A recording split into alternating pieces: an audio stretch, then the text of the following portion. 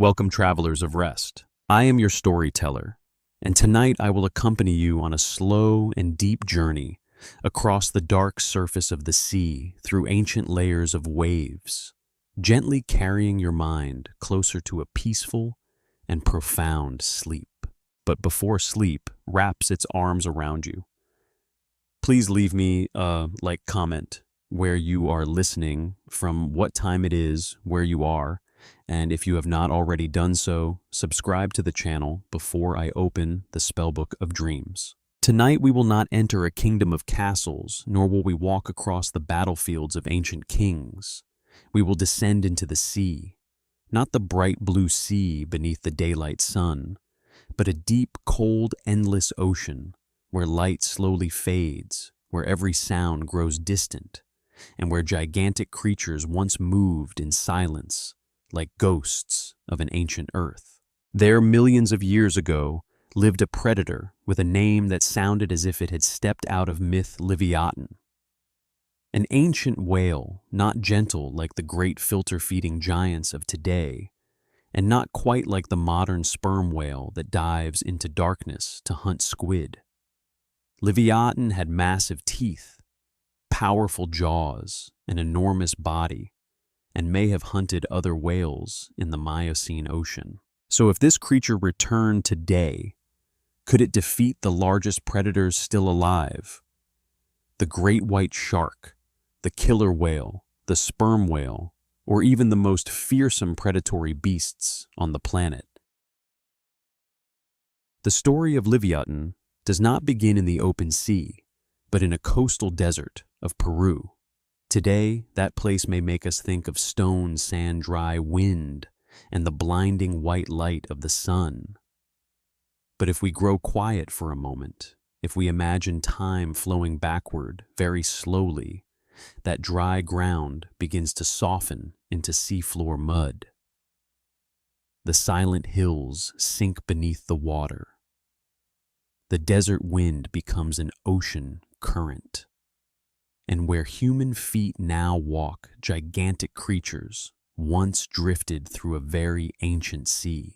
There, within layers of sediment that had preserved the memory of the ocean, paleontologists found the traces of a whale unlike any gentle image we usually imagine when we think of whales. Not a blue whale opening its vast mouth to filter plankton. Not a modern sperm whale diving into darkness to hunt squid. This creature bore the form of a toothed whale, but there was something far more violent, more direct about it, as though the ocean had once tried to create a terrifying, predatory version of the sperm whale itself. That fossil specimen is known from part of a skull jaws and large teeth. But sometimes even a single remaining fragment is enough to change the way humans look at the past. A tooth cannot speak, yet its shape can tell us how a creature once ate, once bit, once held on to its prey. A skull no longer has eyes, yet the spaces where jaw muscles once attached can suggest a vanished strength. With Livyatan, those traces do not whisper of an ordinary whale. They tell of a large, powerful predator, one that may once have stood very high in the ancient marine world. Imagine that excavation scene unfolding slowly. The sun is setting over the coastal desert of southern Peru in the Cerro Colorado area of the Pisco Basin, not far from the region of Ica today. Now this place is dry land, pale stone, and dusty wind, but during the Miocene millions of years ago, it was once a marine environment, rich with life. The Pisco Formation of southern Peru is famous for preserving many fossils of marine vertebrates, from whales, dolphins, ancient seals, to seabirds and other ocean predators. In November 2008, during a field survey, an international team of paleontologists discovered the fossil remains of a gigantic toothed whale in this area. The most important specimen, later becoming the type specimen of Livyatan melvillei, consisted of a large portion of the skull fragments of the jaws and enormous teeth. The official description was published in the journal Nature in 2010, with the paper's title clearly identifying it as a new raptorial sperm whale from the Miocene of Peru. There was no sound of waves in that moment, only the wind moving through the stone. On the ground, fossilized bones began to emerge little by little at first, perhaps looking only like strangely colored rocks, curved shapes that did not belong to the surrounding landscape. But to the eyes of researchers, they were not ordinary stones. They were the remaining form of a creature that had once lived, once breathed, once swum through an ocean that had vanished. And when the teeth began to appear, that quiet landscape suddenly became something very different. For the teeth of Livyatan were not small, not slender, not like teeth meant only to hold slippery prey. They were large, solid, deeply rooted in the jaw, and some were recorded at around 36 centimeters long, placing them among the largest predatory teeth ever known in a whale. Even more remarkable, Livyatan had large teeth in both the upper and lower jaws, unlike the modern sperm whale, which mainly has clearly functional teeth in the lower jaw. That detail is precisely what made scientists see it not as a gentle giant whale, but as a predator built for direct bites and large prey. From the dry stone of Peru, an ancient ocean began to appear, and from those silent teeth, Livyatan seemed to leave behind a very clear piece of evidence. Millions of years ago, the sea once held a whale that was not only gigantic, but also equipped like a true predator. What made Livyatan special was not only its size. In nature, being enormous does not always mean being dangerous. The blue whale is the largest living creature, but it is not a predator in the way we usually imagine. It takes in massive volumes of water, filters out tiny organisms, then continues drifting through the sea like a living island. Livyatan was different. Its fossils show a toothed whale with large teeth in both the upper and lower jaws, a trait that clearly separates it from the modern sperm whale, which mainly has obvious teeth in the lower jaw and hunts in a very different way. That difference is like a door opening in the imagination. If the modern sperm whale is a deep diver, descending into dark waters to search for giant squid, then Livyatan suggests the image of a predator in seas where large prey were also moving. It did not merely suck prey into its mouth. It may have bitten, held injured, and torn flesh from creatures far larger than ordinary fish or squid. We do not need to exaggerate it into an unbeatable monster. The scientific truth is already powerful enough. The mere fact that a gigantic toothed whale once existed with a jaw structure suited to hunting large prey already makes the ancient ocean more terrifying in our imagination. Its name also helps to make the story haunting. At first, this creature was given a name that evoked Livyatan, the gigantic sea monster of ancient tradition, a name long associated with the deep sea power and fear long before modern science could measure fossils. But because the scientific name Livyatan had already been used for another creature, the name was later changed to Livyatan, drawing closer to the Hebrew origin of that image. The species name Melville refers to Herman Melville, the author of Moby Dick, the famous novel about humanity's obsession with a gigantic white whale. Within that name alone are two layers of darkness. One comes from myth, where the sea is the dwelling place of powers beyond human strength. The other comes from literature, where the whale is not merely an animal, but a symbol of what humans cannot control. Yet Livyatan is not a character from legend. It was not born from the imagination of sailors. It emerged from stone, from skull, from teeth, from evidence held in the hands of scientists. That is what makes it both real and strange. Because sometimes ancient truth can make us shiver more than myth. When we look at what remains of Livyatan, we also see the limits of human understanding. We do not have a complete body lying before us. There is no footage, no call, no recorded scene of its hunting. All that remains are fossils and careful comparison with closely related species. From the skull, researchers estimate its form. From the teeth, they infer function. From the location of the fossil, they reconstruct its environment. And from those fragments, a large shadow gradually takes shape, not absolutely complete, but clear enough for us to know that the Miocene ocean once held a predatory whale very different from the whales we know today. This is important in the way we tell this story. Livyatan does not need to be painted as a creature that hunted everything, defeated every opponent, or ruled the sea like a legend. If we did that, we would lose its true grandeur. The most frightening thing is not imaginary battles, but the truth that nature once created a whale capable of hunting large prey with its teeth and jaws. It belonged to an ancient, predatory branch of sperm whales where evolution followed a different path, a more violent path, one filled with more impact, and perhaps one that was also shorter-lived. Imagine a Livyatan tooth resting in the palm of the person who excavated it. It is no longer sharp as it was when it sat in the animal's mouth.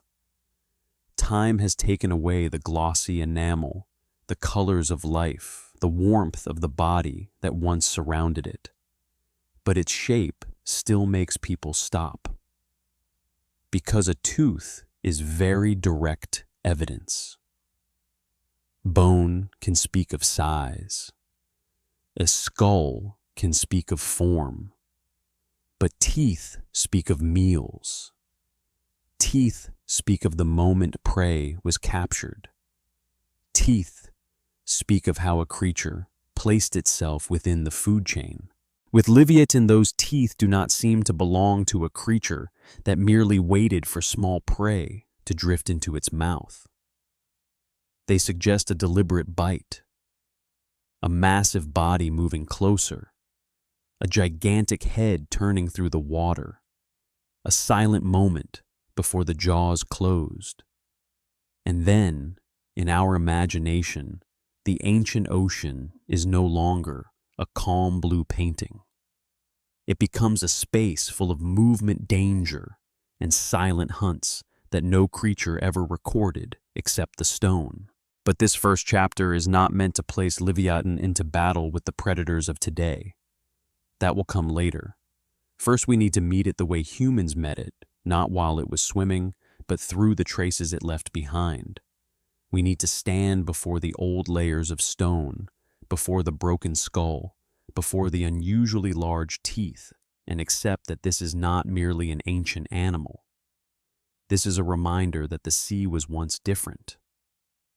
The oceans we know today are only a temporary version of Earth.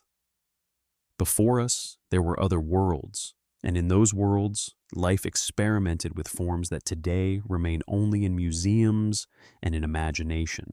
Perhaps that is exactly why Livyatan is so captivating. It stands on the boundary between science and myth. Its name calls back to an ancient sea monster, yet its bones belong to the fossil record. It recalls Moby Dick, yet it does not need a mad captain chasing after it to become unforgettable. It no longer lives, no longer swims, no longer hunts, and yet just part of a skull and a few teeth are enough to make modern people ask what once existed beneath the sea before we appeared. And when night falls, if we imagine quietly enough, that fossil tooth becomes like a small key opening a very large door. Behind that door is not a solitary monster, but an entire vanished ocean. An ocean with ancient whales, with fatty prey, with large predators, with competition, death, and survival. Livyatan is only one of the most striking shadows in that world, but it is powerful enough to lead us deeper. From the desert of Peru, the story begins. from a dry layer of stone, the ancient sea is awakened. From a shattered skull, the shape of a predator appears. And from the silent teeth, we hear a question stretching across millions of years. If this creature truly once existed, then how terrifying must the ocean once have been? Before Livyatan can appear in our imagination as a gigantic shadow beneath the water, we need to understand the world that gave birth to it. No creature appears in isolation. Every tooth, every bite, every way of swimming, every hunting habit is the result of an age. And for Livyatan, that age was the Miocene, a very distant period in Earth's history, beginning around 23 million years ago and ending around 5.3 million years ago. It was a long chapter of the planet long after the dinosaurs had disappeared, yet still far before humans entered the story. If the history of Earth were placed into one very long night, the Miocene would be like a deep stretch of darkness before the dawn of the modern world. The continents already had shapes more familiar than they did in the age of dinosaurs, but they were still not completely like the map we know today. Mountains continued to rise. Climate shifted in slow rhythms. In many places, forests began to retreat, giving way to wide grasslands. On land, mammals were diversifying powerfully. And out at sea, another world was moving quieter, deeper, and in many ways, more dangerous.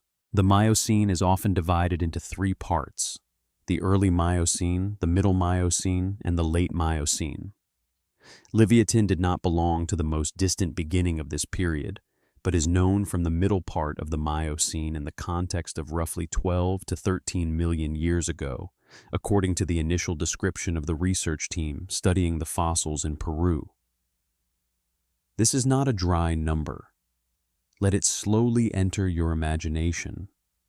12 million years ago, there were no cities, no human campfires, no ships, no stories of sea monsters told on deck. There was only the sea, only the wind, only living creatures hunting, reproducing, dying, and leaving their traces in stone. In what is now the desert of southern Peru, there was once a marine environment rich with life. The Pisco Basin and the Pisco Formation are famous for preserving many fossils of marine vertebrates, especially whales, dolphins, seabirds, fish, and the creatures that once lived in ancient ocean ecosystems. The dry layers of rock beneath today's sun were once underwater sediments. The silent cliffs once lay within a sea where the bodies of living things sank, were covered over and over, millions of years, became part of the fossil record. Studies have described the Pisco Formation as one of the most remarkable marine fossil deposits of the Cenozoic, especially important for understanding ancient marine ecosystems along the Pacific coast of South America. Try to imagine that sea not as the clear blue water of a vacation beach, but in deeper layers of color. The surface may gleam beneath the sunlight, but below it are cold currents, nutrient-rich waters, and small schools of fish glittering like silver dust as they turn together. Farther away, seabirds dive down. Deeper still, larger fish lie in wait.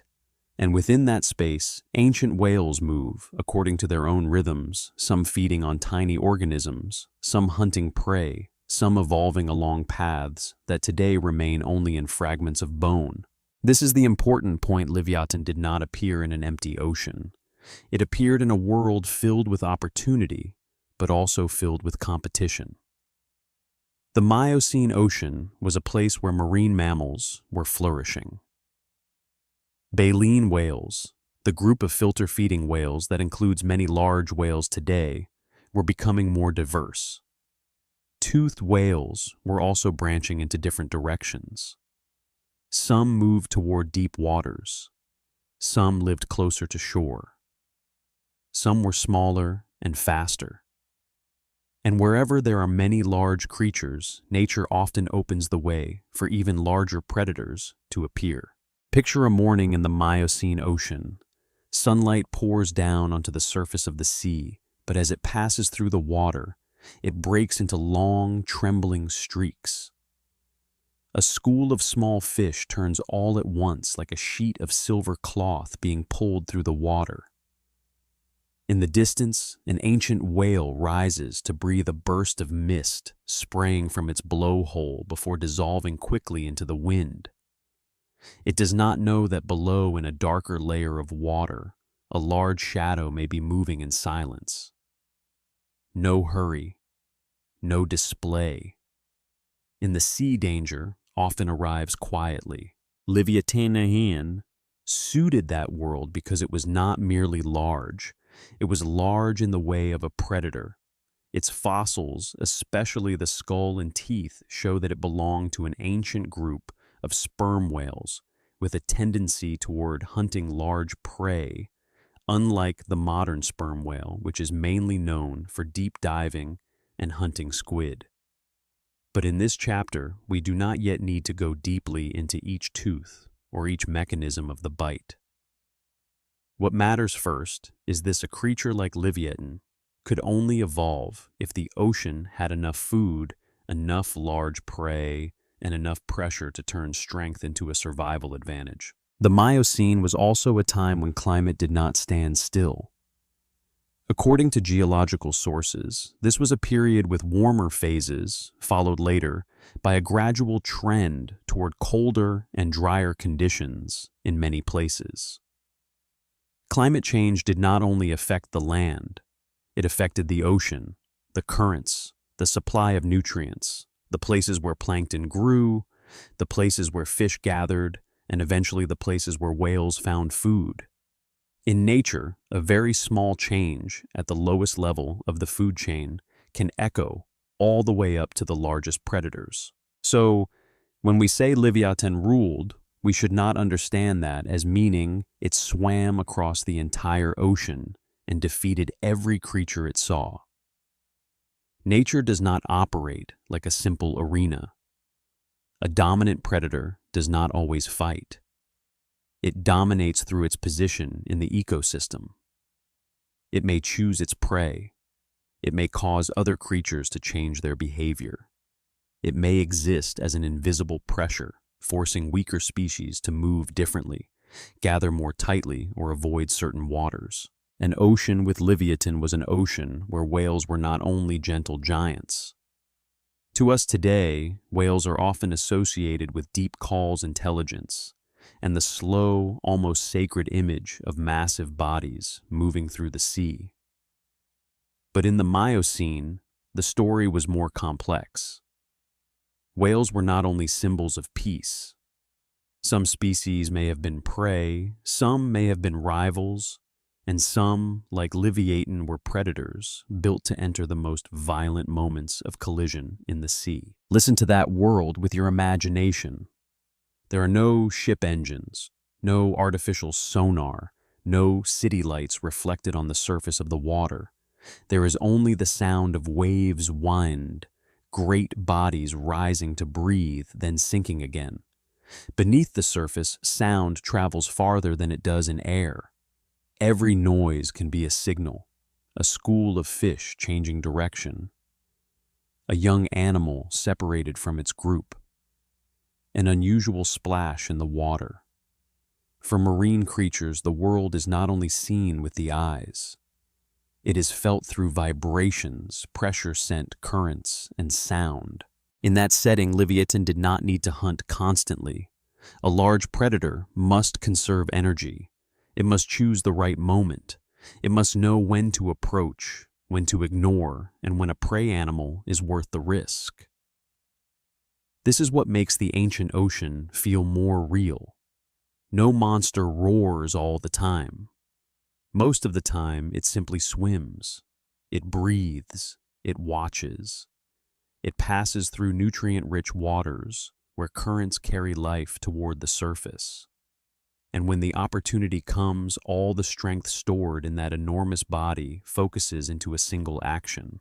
Near the ancient coast of Peru, life may have been extremely dense. Nutrient-rich waters often create a powerful food chain. Plankton feed small fish feed larger fish feed seabirds and marine mammals, and then those larger marine mammals become targets for even greater predators. Studies of the Pisco Formation show that this area preserved an entire community of rich marine life, helping scientists reconstruct a complex ecosystem rather than only a few isolated species. That means Livyatan was not merely a striking name on paper, it was part of a living network. Each of its prey animals had its own story. Each stretch of water it passed through had its own history. And every tooth found in stone does not speak only of an individual animal, but of an age when the ocean could sustain predators so large that today we struggle to imagine them without seeing the fossils. But the Miocene ocean was not a hell of monsters. It also had its own beauty. There were afternoons when sunlight spread across the water like thin gold. There were flocks of seabirds flying low. There were mother whales swimming beside their young. There were quiet waters where life drifted slowly like a dream. That very stillness made the danger feel deeper. Because in nature, beauty and brutality are often not separate. A sea can be radiant with light, full of food, full of motion, and precisely because of that, it can attract the largest predators. When we think of Livyatan, we are often drawn to its size and its jaws. But to truly understand it, we must look more broadly. It was the product of an ocean rich with energy. It was evolution's answer to a world filled with large prey.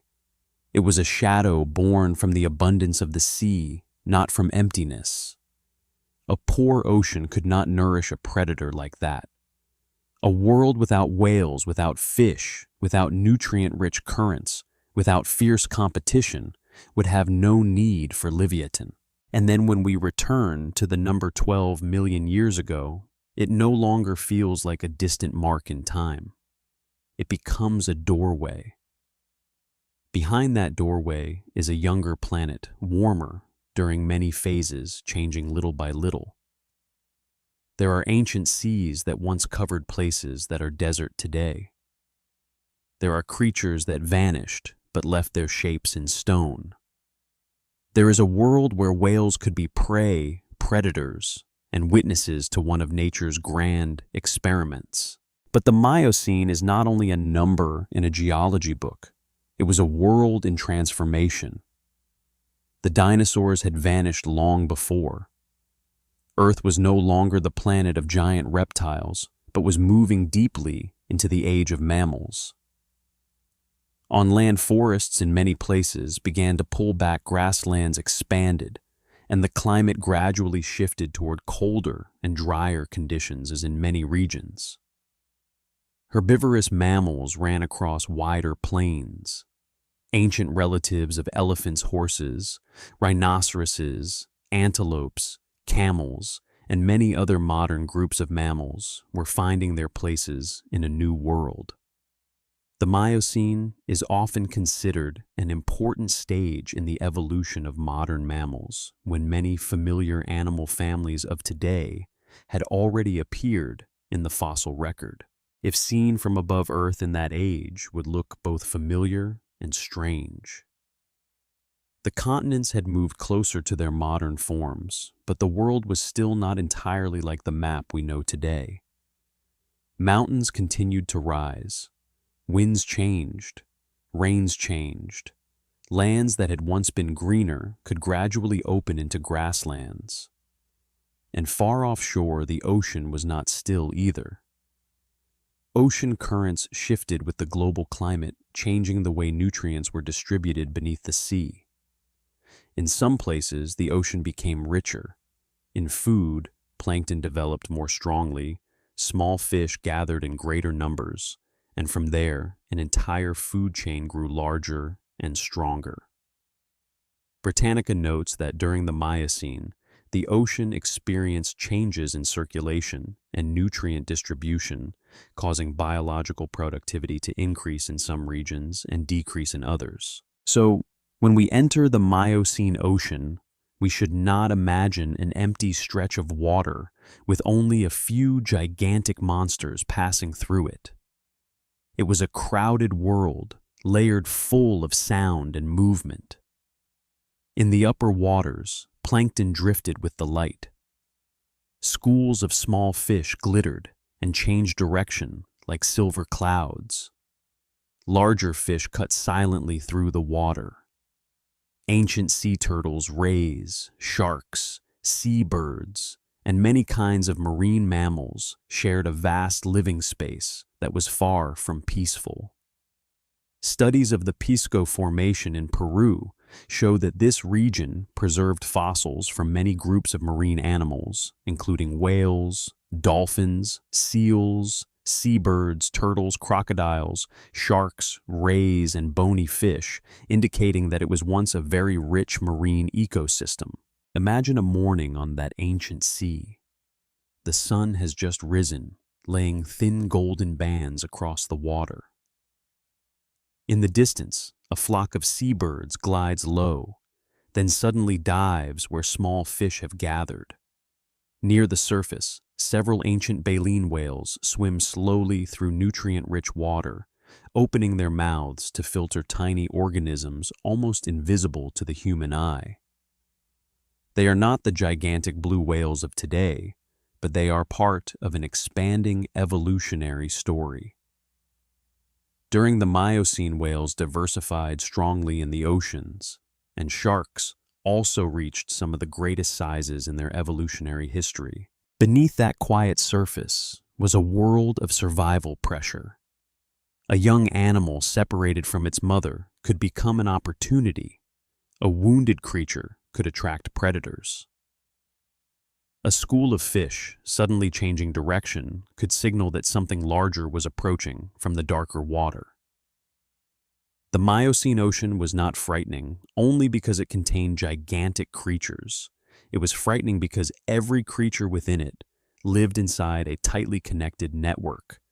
Small organisms fed small fish fed larger fish fed seabirds and marine mammals, and those very marine mammals could then become targets for even larger predators.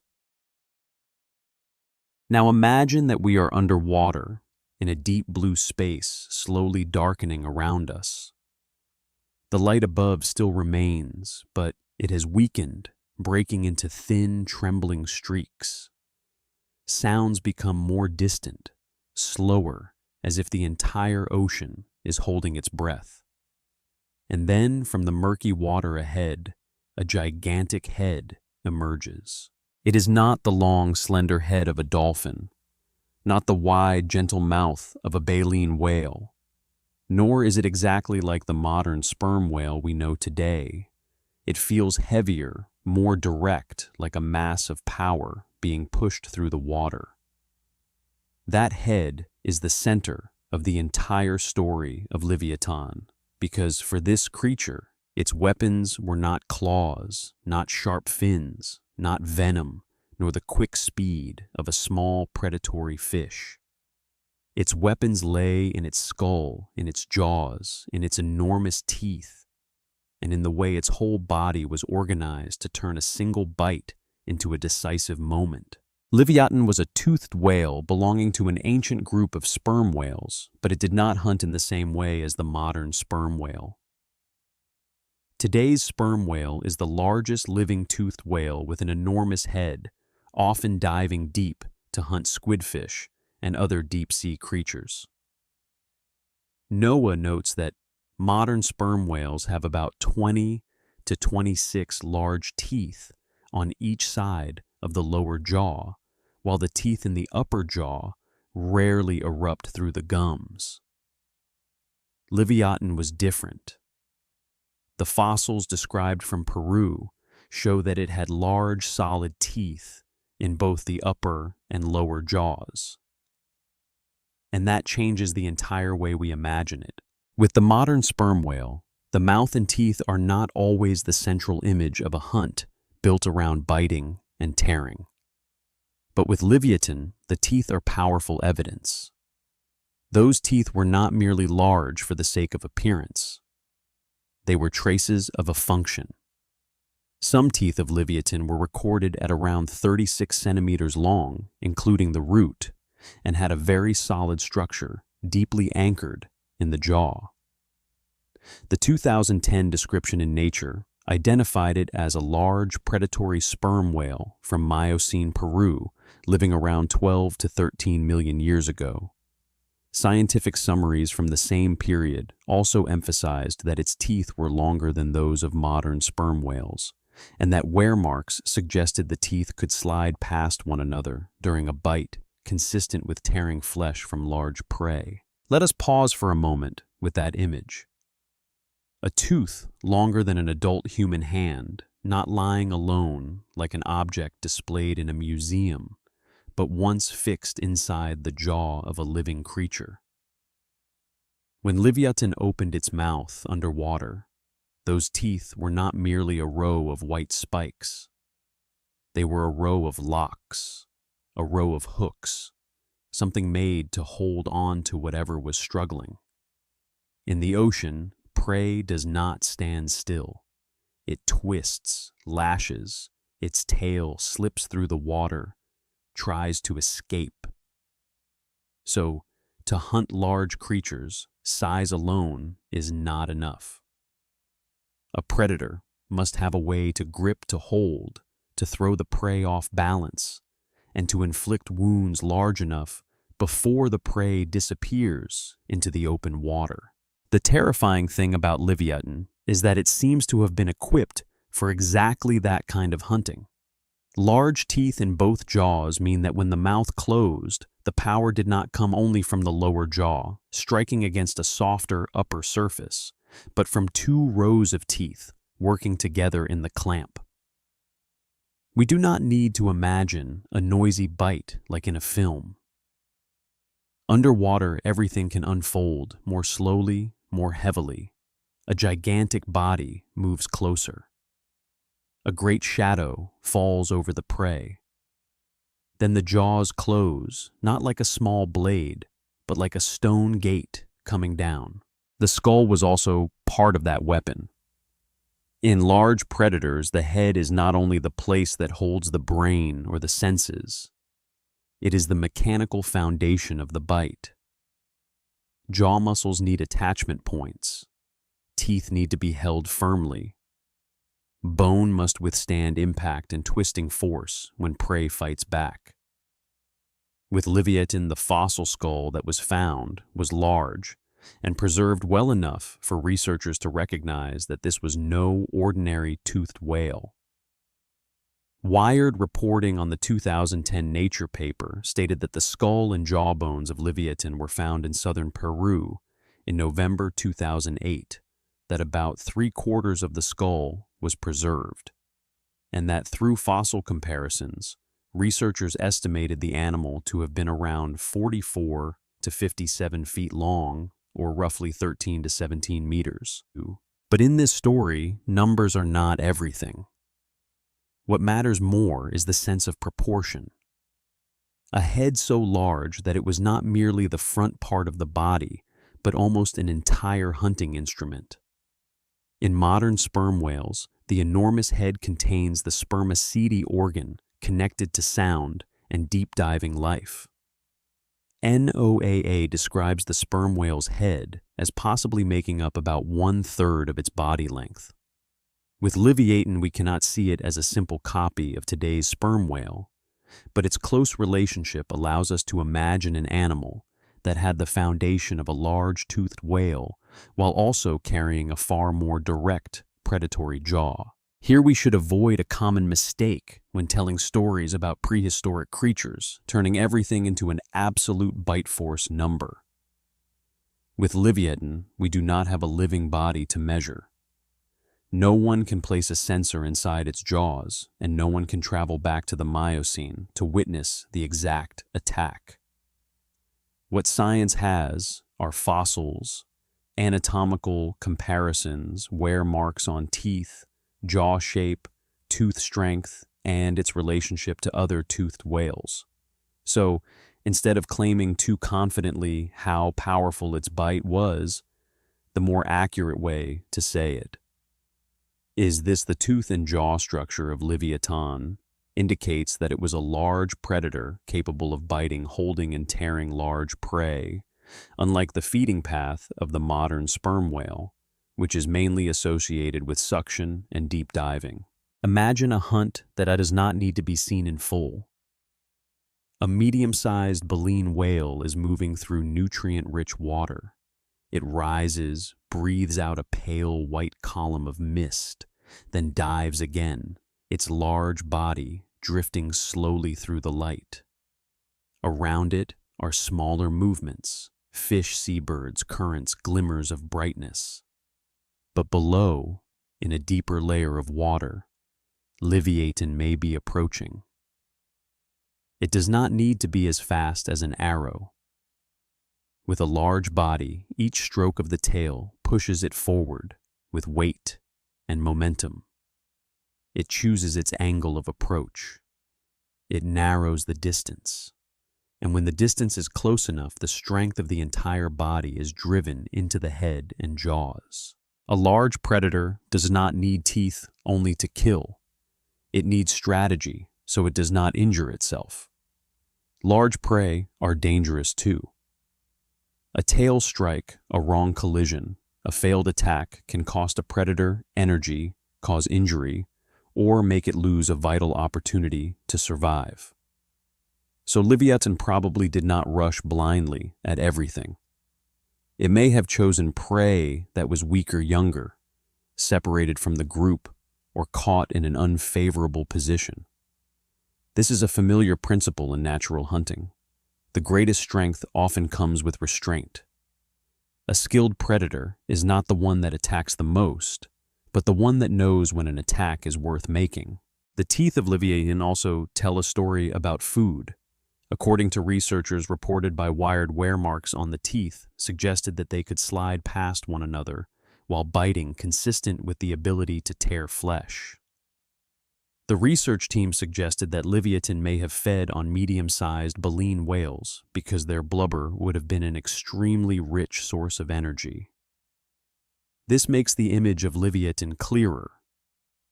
It was not simply a large animal biting everything. It may have been a hunter of the richest sources of energy the Miocene ocean could provide. In a world with many marine mammals, whale blubber was not merely meat. It was fuel. It was a reward large enough to sustain an enormous body. There is a coldness in the way nature works. Ancient baleen whales may have evolved to take advantage of food-rich seas filtering tiny organisms from the water, turning little fragments of life into large bodies. Then those very large bodies became targets for another predator. Plankton fed small fish. Small fish fed larger fish. The ocean fed whales. And whales in turn may have fed Livyatan. This is not cruelty. This is the chain of energy. And in that chain, Livyatan stood very high, where each meal was not only about surviving today, but about sustaining an enormous body through many days, many weeks, many seasons of the sea. If we look at Livyatan from the outside, we may see a massive creature. But if we look at it through the language of evolution, we see a set of tools. A large body helped it overpower many prey animals and withstand impact. A powerful tail helped it move through broad seas, accelerate when needed, and control direction in the water. The large head was the foundation for the jaws. The jaws held the teeth. The teeth held the prey. None of these parts were separate. They worked together as a complete hunting system formed not in one night, but through countless generations of ancient toothed whales experimenting with different ways of life in the Miocene ocean. Even so, we must also remember that Livyatan was not a machine. It was a marine mammal. It had to breathe air. it had to rise to the surface. It may have had some degree of social life, though we cannot yet know clearly. It could give birth, nurse its young with milk, and carry within its body the same limits as other whales, the need for oxygen energy and a suitable environment. This is what makes it more interesting than an imaginary monster.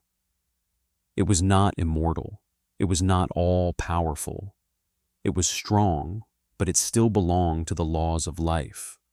And because it belonged to those laws, its weapons mattered even more. They were not ornamental, but solutions to the very real needs of a creature that had to hunt, had to eat, and had to live. In the darkness of the ocean, the senses could also be weapons. Modern toothed whales are famous for using sound to navigate and hunt, though. With Livyatan, we cannot describe its sound behavior in detail, as if we had recorded it. But because it belonged to the toothed whales, it is reasonable to infer that sound and underwater perception played an important role in its life. The ocean is not a place where the eyes can always see far. Water can be murky, light can be weak. Prey may be below, behind, or beyond direct vision. A large predator in such an environment needs more than muscle. It needs to sense space. Try to imagine Livyatan swimming through evening water. The surface above is dimly bright, but below lies a blue-gray world. Its body moves silently without making a loud sound that human ears would easily recognize. It senses small changes in the water, a school of fish scattering a distant splash, a large creature changing direction. In that moment, the teeth have not yet appeared. The jaws remain closed. All the power is being held back. The most terrifying weapon is not always the thing already attacking. Sometimes it is the thing waiting. And then when the attack happens, the whole body takes part. Not only the mouth, the tail drives forward, the body turns, the head aims at the target, the jaws open, water is forced aside, teeth meet flesh skin, blubber bone, or the softer parts of the prey. If the bite lands, Livyatan does not need to turn everything into a long scene of chaos. A wound large enough, a grip firm enough, a moment that prevents the prey from swimming normally can change the outcome. Hunting in the sea is not like the clear battles on land. It is often a chain of brief moments where a small mistake leads to death. And that is exactly why the teeth of Livyatan matter. Small, weak teeth, or teeth meant only to hold slippery squid, would not tell the same story. Large teeth, thick enamel, deep roots, present in both jaws, tell a different story.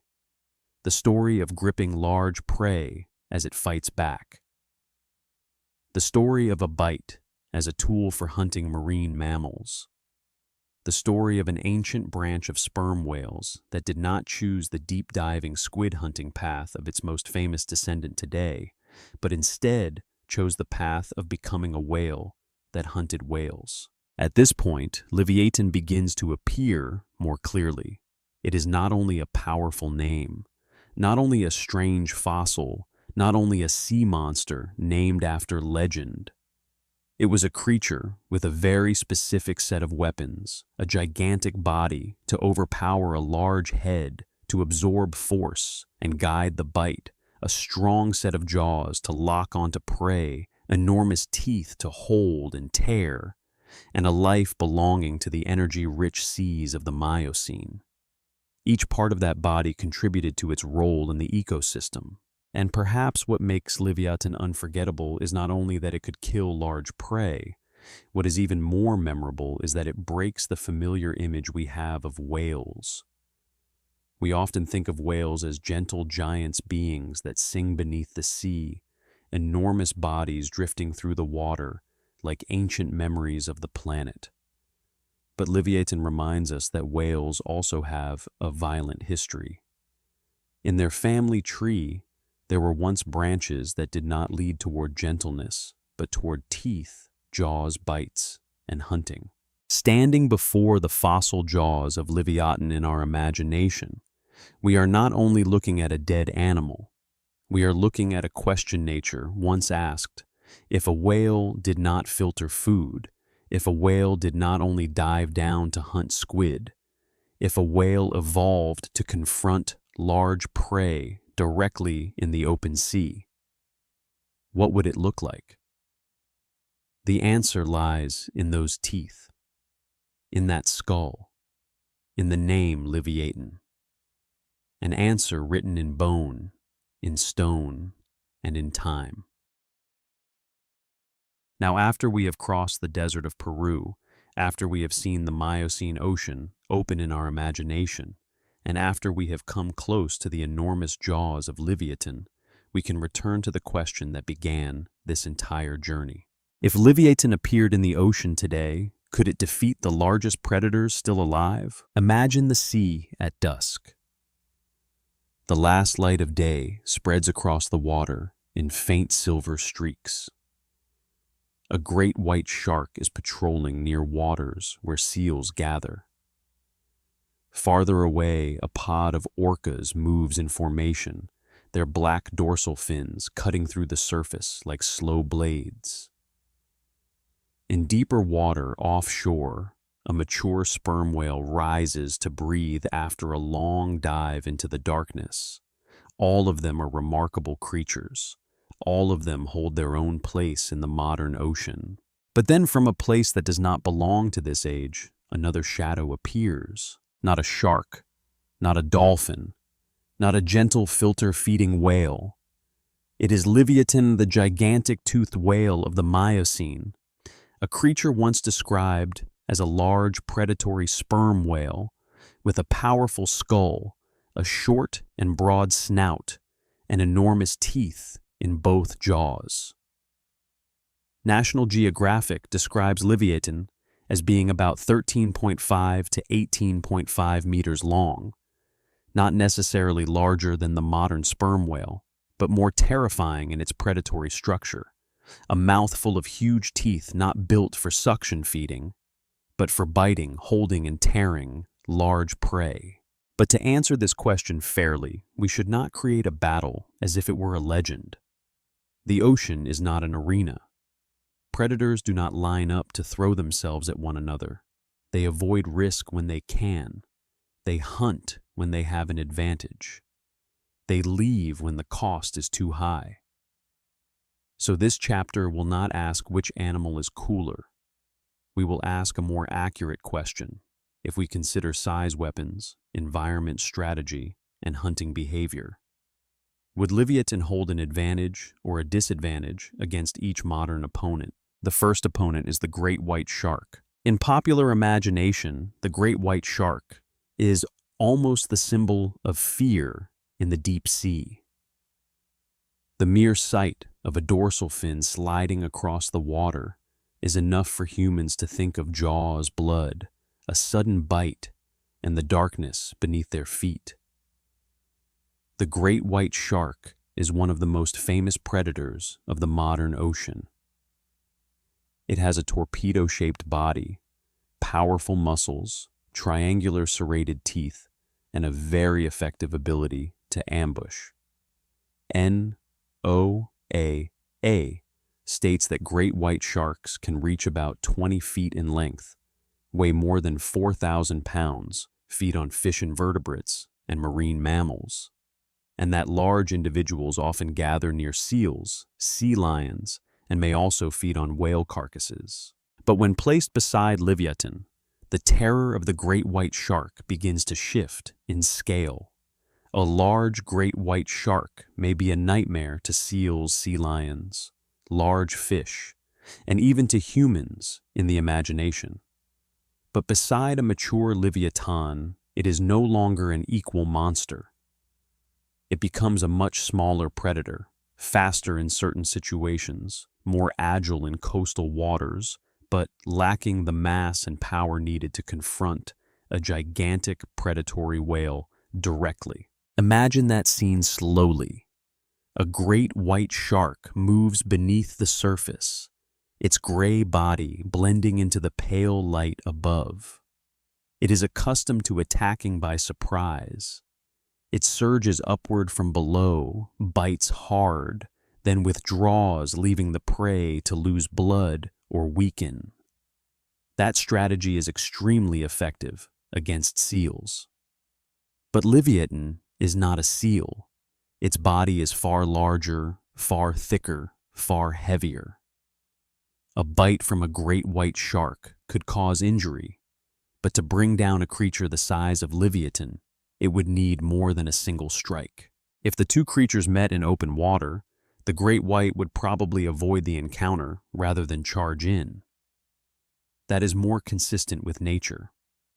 A predator guided by instinct does not attack a target capable of badly injuring it if the reward is not worth the risk.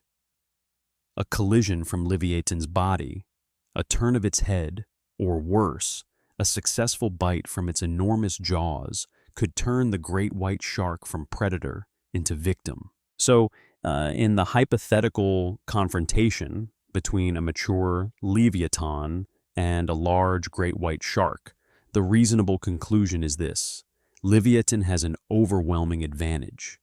The great white has speed-serrated teeth and an instinct for ambush.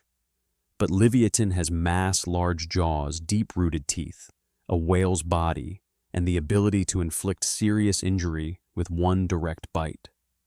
If this were a one-on-one encounter in the open sea, the great white shark would almost certainly not be a true equal. But the modern ocean does not only have great white sharks. There is another predator far more dangerous, not because it is the largest, but because it is the most intelligent. That predator is the orca or killer whale. The name killer whale can be misleading. Orcas actually belong to the dolphin family, but they are the largest members of that family and one of the most effective predators on Earth. NOAA calls the orca an apex predator of the ocean, with a length that can reach 32 feet and a weight of up to 11 tons. But if we look only at those numbers, we still do not fully understand why orcas are so formidable. Orcas are not most terrifying because of their teeth, not because of their size, not because of their tall dorsal fins or their striking black and white color. Orcas are terrifying because they know how to cooperate. They hunt in groups. They learn from one another. They pass behaviors down through generations. They have different ways of life, different prey, and different strategies depending on the population. NOAA notes that in the North Pacific, biologists clearly distinguish forms such as resident killer whales, which often feed on salmon and marine fish, from big killer whales, which often hunt marine mammals such as seals and whales. This makes the orca Livyatan's most complex opponent in the modern world. If it is a single orca, the story is relatively clear. An adult orca is very strong, fast, intelligent, and has sharp teeth. But before a mature Livyatan, it loses in mass, loses in jaw size, and likely loses in the damage potential of a direct bite. An orca may be faster, more maneuverable, and better at avoiding danger. But to truly defeat Livyatan alone, it would have to get close enough to cause serious injury, while a single mistake could leave it caught in Livyatan's jaws. A lone orca facing Livyatan is like an extremely intelligent fighter standing before an opponent much heavier, with greater reach, and capable of ending the fight with one clean strike. The orca could harass test angles of attack retreat and approach again, but it would have little reason to turn such an encounter into a life or death battle. In nature, when the risk is too great, retreat is also a kind of victory. But a pod of orcas is different. Imagine 5, 6, 7 individuals moving around a mature Livyatan. They do not all rush in at once like crazed animals. They divide directions. One appears on the left, another closes in from behind, A younger one keeps its distance. The adults listen, change direction, and observe the target's reactions. They do not need to bring it down immediately. They can exhaust it. They can attack the fins, the tail, the softer areas, or try to force the opponent to spend energy. This is where Livyatan no longer has a simple answer. In individual strength, it far surpasses a single orca. But against a pod of orcas, especially, a group specialized in hunting marine mammals, individual strength is no longer the whole story. A large body can be an advantage, but it can also become a large target. One powerful bite could kill or severely injure an individual, but if the opponents never give it the chance to land that bite, if they always keep just enough distance, always strike, and withdraw, the confrontation becomes a much longer test of endurance. So could Livyatan defeat a pod of orcas? The most accurate answer is we cannot say for certain. If Livyatan were healthy, fully mature in open water, and the orca pod had no survival reason forcing them to attack, they would very likely avoid it.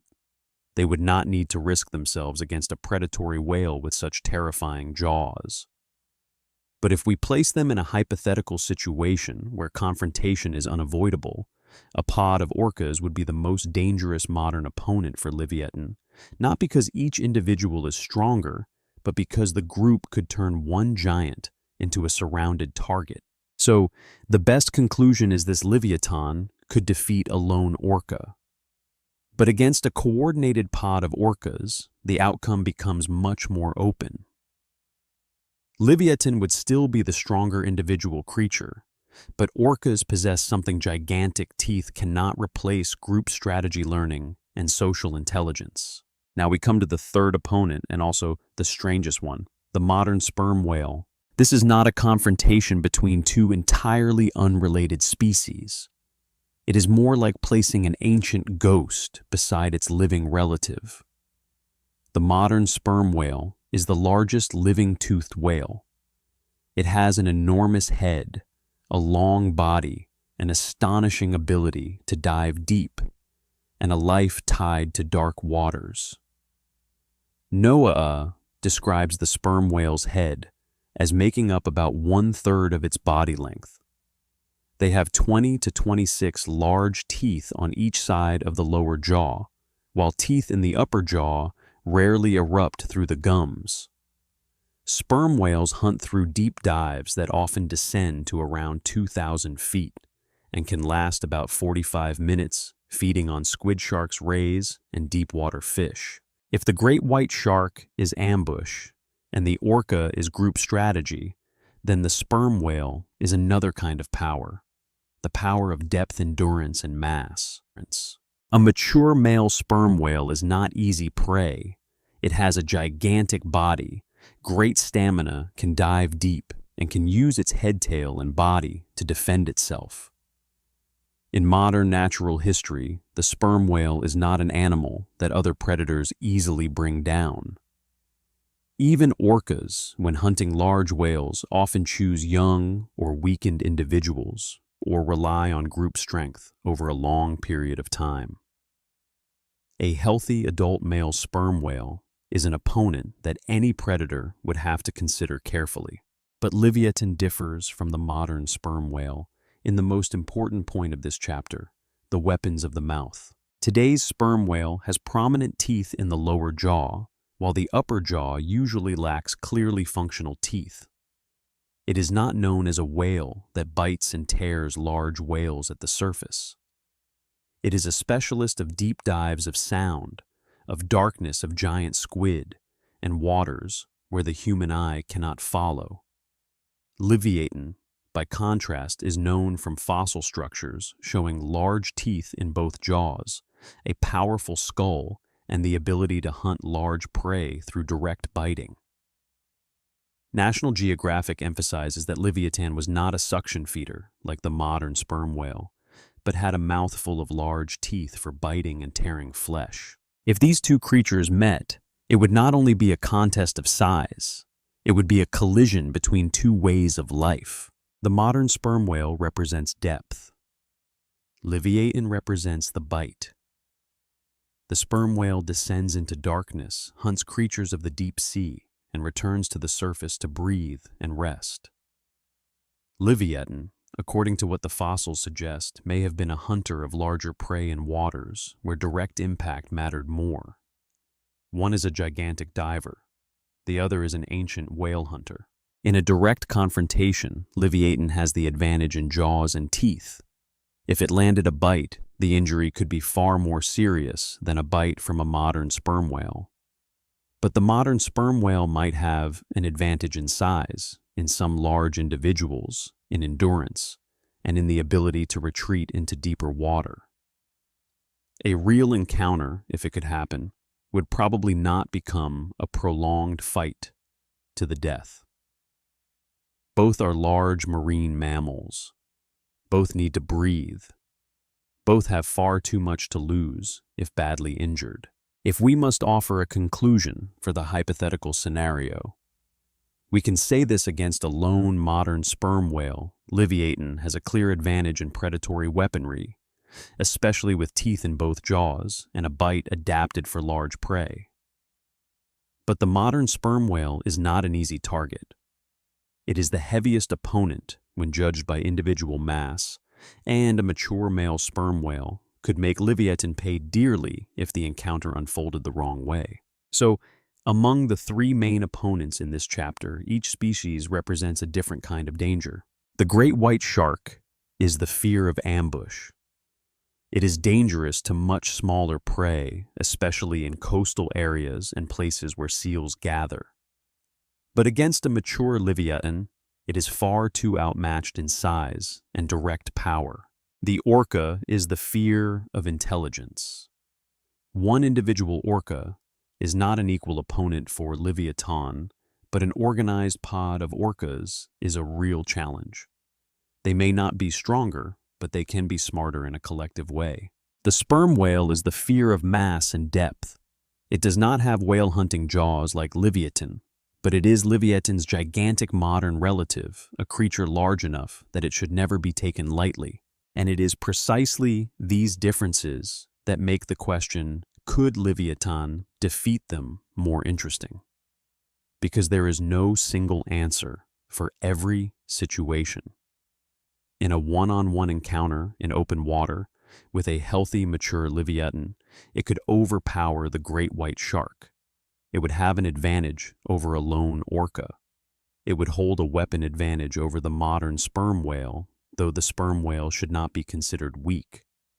But if the opponent were a coordinated pod of orcas, the answer becomes more cautious. If the environment were too shallow, too narrow, or too unfavorable for Livyatan's enormous body, the advantage could also change. This is what monster versus monster videos often overlook.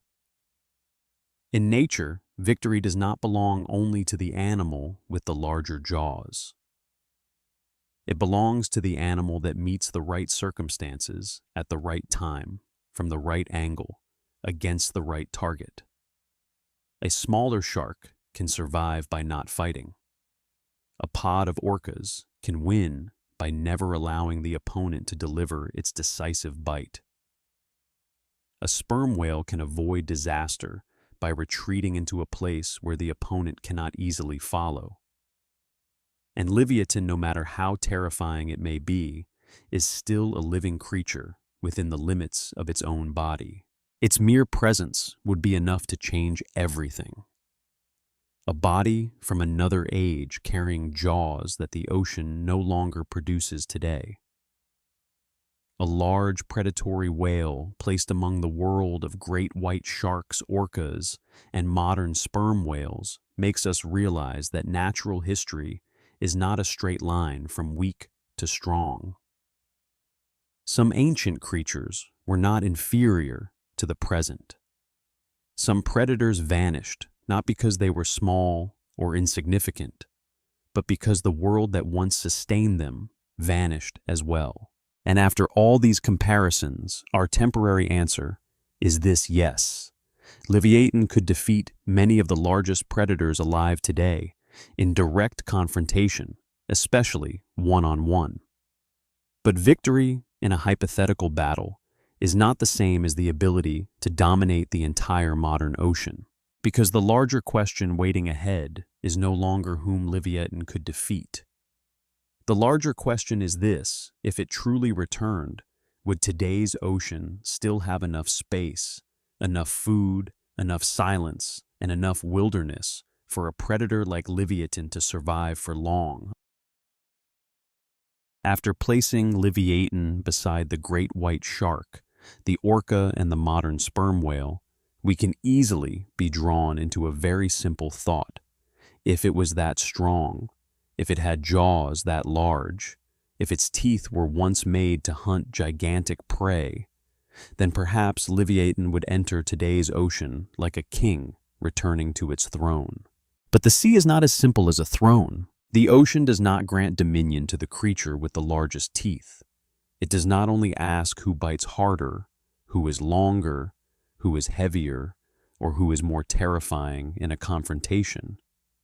It asks a much colder question: can you live here? And that is the true battle of Livyatan. Not the battle with the great white shark, not the battle with a lone orca, not the battle with a sperm whale in the darkness, but the battle with the modern ocean itself, an ocean far removed from the Miocene world that once nourished it, an ocean filled with ships, noise fishing nets, drifting plastic oil spills, climate change illuminated shipping routes, and seas that humans have touched far more deeply than any ancient predator could ever have known.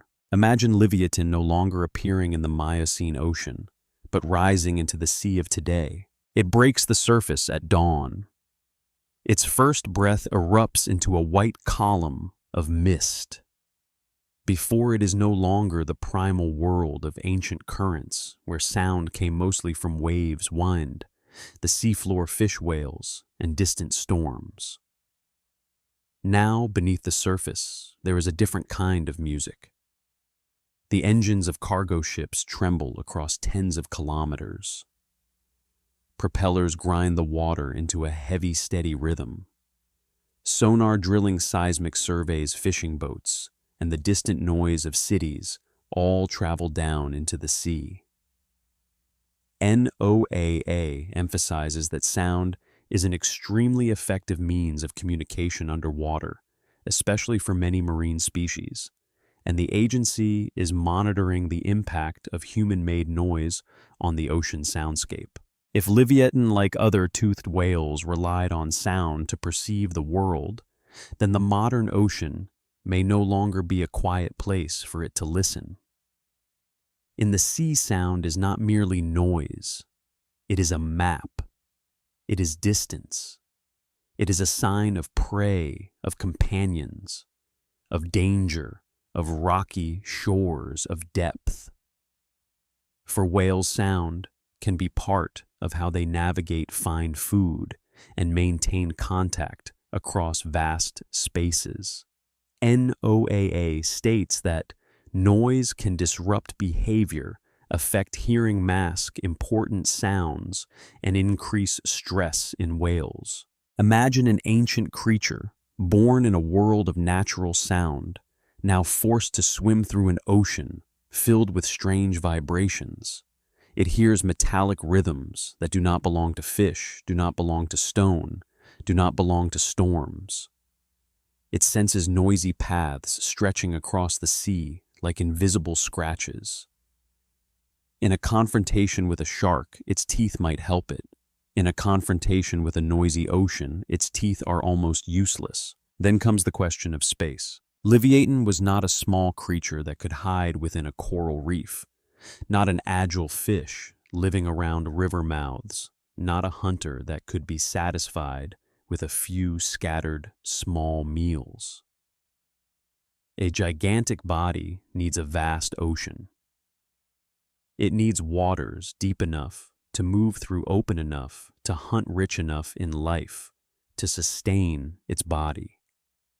It needs prey large enough, or at least abundant enough, for each hunt to be worth the energy it spends.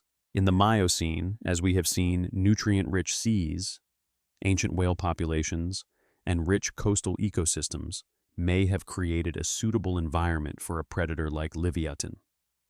But in today's ocean, the question is no longer simply, are there whales? The question is, are there enough whales? Enough safety, enough space, and enough stability to sustain a gigantic whale hunter. This is where the story grows heavier. Modern whales do not live only in nature. They live in a world where humans once hunted them intensely, and where they continue to face many new pressures. NOAA lists the threats to modern sperm whales as including changing environmental conditions, entanglement in fishing gear, marine debris, ocean noise, oil spills, contaminants, and vessel strikes. If a modern sperm whale, a creature already adapted to today's ocean, still faces those dangers, then a Livyatan returning from the Miocene would step into a world not only of prey and rivals, but of hazards it never evolved to understand. Imagine Livyatan swimming through a major shipping lane. Above it, a gigantic container ship passes like a steel city sliding across the water. The ship is not hunting it. The ship does not hate it. The ship may not even see it. But in the modern ocean, there are dangers that do not need intention. The Marine Mammal Commission notes that vessel strikes are a major threat to many large whale species, including North Atlantic, right whales, blue whales, humpback whales, gray whales, and fin whales. A creature like Livyatan may once have feared few predators after reaching adulthood. But what could it do before a gigantic metal object moving at a steady speed, without fear, without the instinctive ability to avoid it like an animal? It could bite a shark. It could make orcas cautious. But it could not bite a shipping route. It could not defeat a nautical map. It could not use its ancient jaws to quiet oceans that had become pathways of global trade. Then come the fishing nets. A large predator needs freedom of movement. It needs to dive, surface, twist, its body change direction, chase prey, retreat when injured, and rise to breathe at the right moment. But fishing gear in the modern ocean is not like drifting seaweed or floating branches. Nets, lines, buoys, traps, and other kinds of fishing equipment can become invisible snares for large marine animals. For whales, entanglement in fishing gear is not merely an inconvenience. It can cause wounds, infection, energy loss, restricted swimming difficulty, feeding, and, in the worst cases, a slow death. For Livyatan, a line wrapped around a fin or tail could be catastrophic, not because it is weak, but because it is so large. The larger the body, the more energy every movement requires. The more it needs to breathe air, the more dangerous restricted movement becomes. A creature once built to face living prey could now be defeated by something that is not alive, has no blood, no bones, and no fear. And then we must think about food. If Livyatan truly was a whale hunter or a predator of large marine mammals, it would need an enormous supply of energy. A great white shark can live on seals, large fish carcasses, and many other types of prey. Orcas can be highly flexible depending on the population. Some groups eat fish, some hunt seals, some attack whales. The modern sperm whale has its own path down into the deep sea, where it hunts squid and other creatures in darkness. But Livyatan with teeth and jaws, suggesting a hunting style aimed at large prey, may have needed seas where marine mammals were abundant enough for hunting to be possible. If it appeared in a food-poor ocean, its gigantic body would become a burden. If it entered a region with large whales but sparse populations, each hunt would cost time and energy. If it hunted species that were already threatened, its own existence would add pressure to an ecosystem already under strain. An apex predator does not need strength alone. It needs an entire pyramid of life beneath it. Imagine Livyatan swimming through the modern ocean for many days. It encounters no significant battle. No shark dares come too close.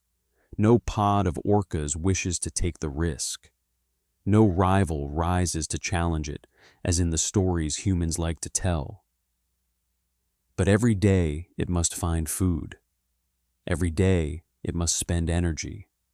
Every day it must pass through noise ships, debris nets, warming waters, changing currents and regions where prey no longer gathers as it once did. And slowly, we begin to understand that not being defeated does not mean surviving. This is a very quiet truth of nature. A creature can win in a confrontation and still lose to its age. It can be stronger than each separate opponent, yet still fail to fit the entire ecosystem around it. Dinosaurs did not vanish because every individual was weak. Many ancient mammals did not go extinct because they were small. Many creatures were once powerful, beautiful, and well adapted to their worlds. But when those worlds changed, old advantages became new burdens. For Livyatan, whale hunting power may once have been the key to success in the Miocene. But in the modern ocean, that enormous energy demand could become a problem. A large body requires more food. Strong jaws do not help if there is not enough suitable prey. Terrifying teeth cannot solve noise. Great size does not help it avoid ships. A habit of hunting large marine mammals does not help it quickly adapt to an ecosystem transformed by humans. There is a very sad image in this thought. Livyatan could return like an ancient king, awakening from a long sleep, but its throne would no longer exist. The waters that once nourished it have changed. The prey that may once have been abundant are no longer present in the same density, the same places, or the same rhythms of life. Modern predators do not necessarily need to defeat it because they do not have to. If today's ocean is no longer built for it, Livyatan has already begun a battle that teeth and jaws cannot decide. And this is what makes the story deeper than a comparison of strength. Livyatan reminds us that in nature, great does not mean eternal. A creature may once have been perfect for its age, then become out of place in another. The blue whale today does not need giant teeth to become the largest animal on the planet. The orca does not need the most gigantic body to become a terrifying predator. The sperm whale does not need to hunt whales to dominate the deep. Each species survives because it fits its own path. Livyatan belongs to a path that is closed. If you stood on the deck of a ship on a quiet night, you might imagine its shadow passing beneath the surface, very deep, very slow. Above it is the modern sky with satellites, distant lights, engine noise, shipping routes, and coastal cities that do not sleep.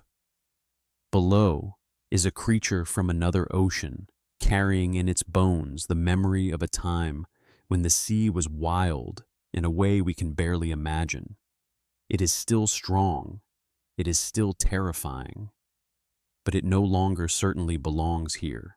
So if we ask whether Livyatan could survive in the modern ocean, the answer must be careful. A mature, healthy Livyatan, if it suddenly appeared, might survive for some time in certain food-rich seas. It might not fear many modern predators. It might overpower many rivals in direct confrontation. But for a species to truly exist, one strong individual is not enough. It needs a population. It needs mates. It needs breeding grounds. It needs young that can survive. It needs stable food across generations. It needs an environment safe enough for juveniles to grow. And at that level, Livyatan would face an ocean far more difficult than we might imagine. The young of a species like Livyatan, if they existed, would not be as powerful as the adults. They could become targets for orcas. They could be more vulnerable to starvation. They could be more easily entangled in nets. They could be more affected by noise while learning to navigate. A gigantic predatory species is not judged only by its strongest individual, but by its ability to raise its weakest generation until they reach adulthood. And that is something the modern ocean may not easily allow. In the end, Livyatan's true battle is not a bite beneath the water. The true battle is a long journey through a world that has changed. It must find food in seas that humans have exploited. It must listen in seas that have become louder. It must rise to breathe among ships. It must avoid lines and nets it did not evolve to recognize. It must raise its young in an ocean that is warming and changing with every season. It must live not only by the strength of its body, but by the ability to fit into an ecosystem that is no longer its own. And perhaps this is the most beautiful answer and also the saddest. Livyatan could defeat many predators of today, but it might not be able to defeat today itself. It is the champion of another age.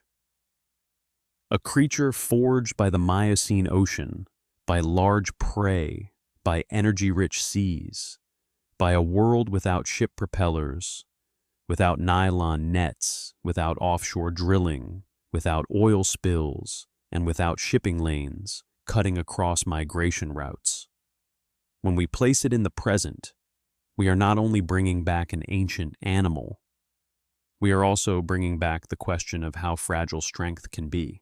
Because being powerful does not mean being unable to disappear.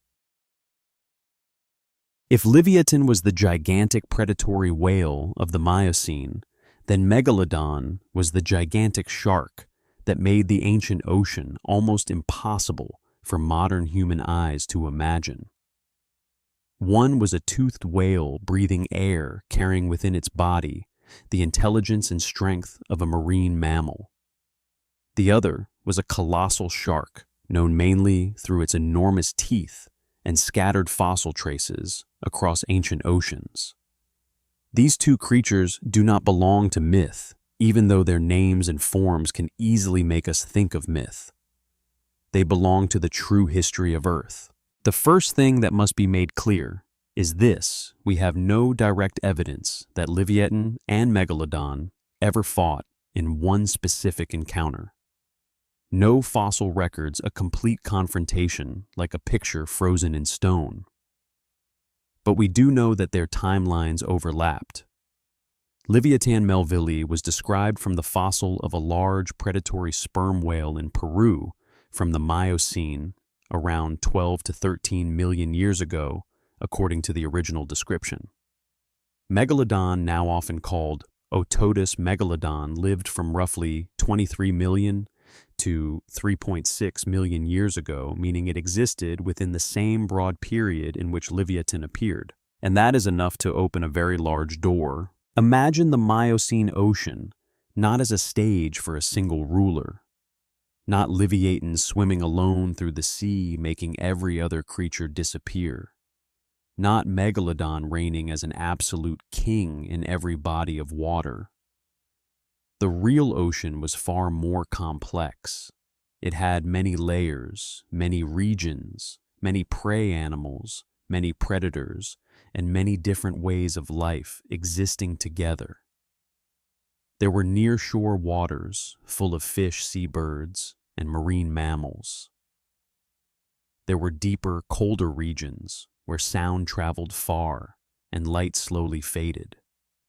There were currents carrying food upward, feeding plankton, feeding small fish, and from there nourishing an entire vast chain of life. In a world like that, two great predators could coexist, not because they always avoided each other completely, and not because they were always fighting, but because the ocean was wide enough for each species to exploit its own opportunities.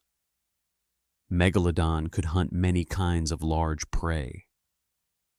Smithsonian Ocean describes Megalodon as one of the most fearsome predators ever to dominate the seas, with large jaws capable of tearing pieces of flesh, even from the large whales of that time.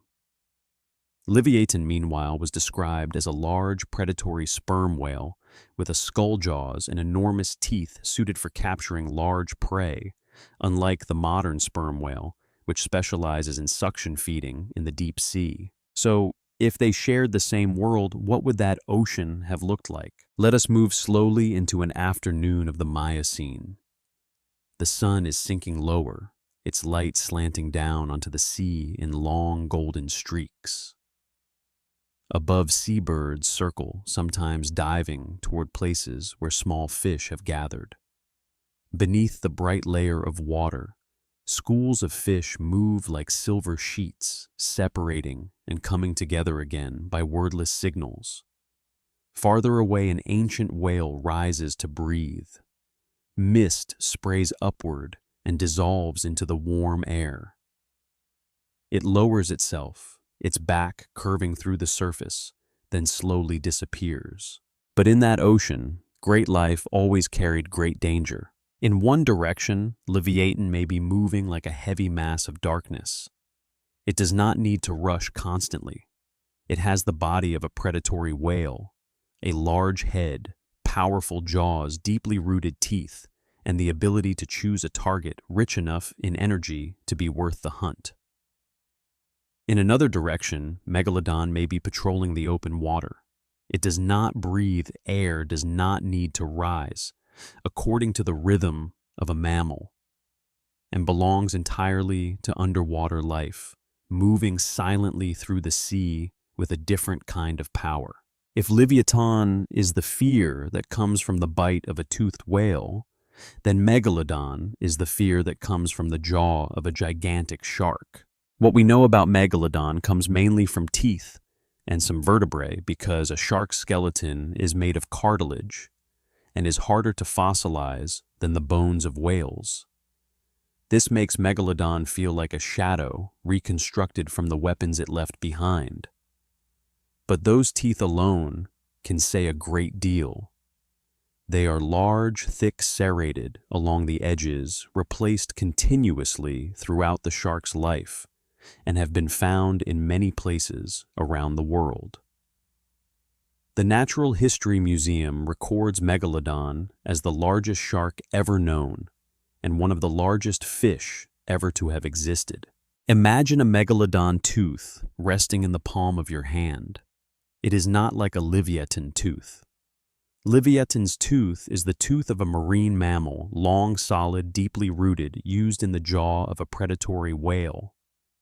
Megalodon's tooth, by contrast, is broad and triangular, sharp, with serrated edges, like a tool made to cut and tear.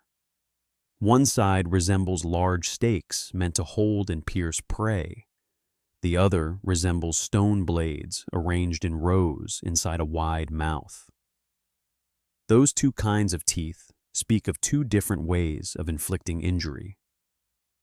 And it is precisely that difference that makes the question of Livyatan and Megalodon more fascinating than a simple battle. They were not two versions of the same creature. They were two different solutions that evolution once created for the same problem: how to hunt large prey in the ocean. Livyatan may have approached as a predatory whale. It may have needed to breathe to surface, to move between the water's surface and deeper layers. But in return, it may have had the senses, behavior, and environmental awareness of a toothed whale. Megalodon belonged to another tradition of the ocean. Large sharks, silent, efficient, patient, capable of appearing from below or from the side, using a bite to inflict major damage and let the prey weaken. They did not necessarily hunt in the same way. They did not necessarily choose the same target at every moment. But sometimes in an ocean rich with whales, those boundaries could meet. And it is at that meeting point that our imagination begins to tremble, not because we know for certain that they fought, but because their world was dangerous enough for that possibility to be considered ecologically possible. A wounded whale, a drifting whale carcass, a young animal separated from its group, a food-rich sea attracting several large species at the same time. In such situations, Livyatan and Megalodon may not have needed to hate each other. They only needed to be drawn by the same source of energy: meat blubber, blood life weakening in the water. Imagine the carcass of an ancient whale drifting near the surface.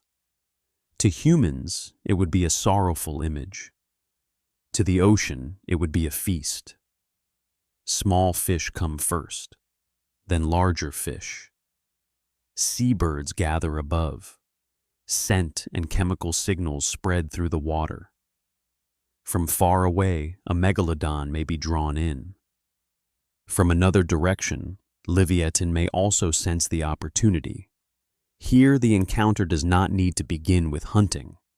It can begin with competition over a carcass, with a source of food too rich for a giant to ignore. If those two dark shapes approached one another, the ocean would have no dramatic music, no audience, no roaring as on land. There would only be water pressure, massive movements, and narrowing distance. Megalodon might turn holding an angle for a bite. Livyatan might aim its large head toward the opponent, keeping its body in a position to respond. Both would be dangerous enough not to attack foolishly. Because in nature, large predators also fear injury. A deep wound can become infected. A failed bite can cost the ability to hunt. An unnecessary fight can leave even the winner dying slowly afterward. That is why we should not say with certainty that Livyatan always wins or Megalodon always wins. The answer depends on far too many things: the size of each individual age, health position in the water, who detects whom first, whether the water is shallow or deep, whether prey or a carcass lies between them, and whether both truly want to take the risk, or if one only needs to withdraw. A megalodon attacking suddenly from below could cause devastating injury. A Livyatan, able to turn its head and land a bite, could also make the shark pay a very high price. In terms of imagery, Megalodon seems like a classic nightmare of the sea-wide jaws, serrated teeth, a tearing bite. Livyatan is a stranger kind of fear, a whale, but not gentle, a marine mammal, but equipped like a great predator. A creature that forces us to remember that whales do not only have a history of song and enormity, but also a history of teeth and blood. In the Pisco ecosystem of Peru, where Livyatan was found, paleoecological studies show a very rich community of marine life, including whales, dolphins, seals, seabirds, turtles, crocodiles, sharks, rays, and bony fish. Those fossil layers do not show us only a single creature, but the image of an entire nearshore marine world rich with life and full of ecological interactions.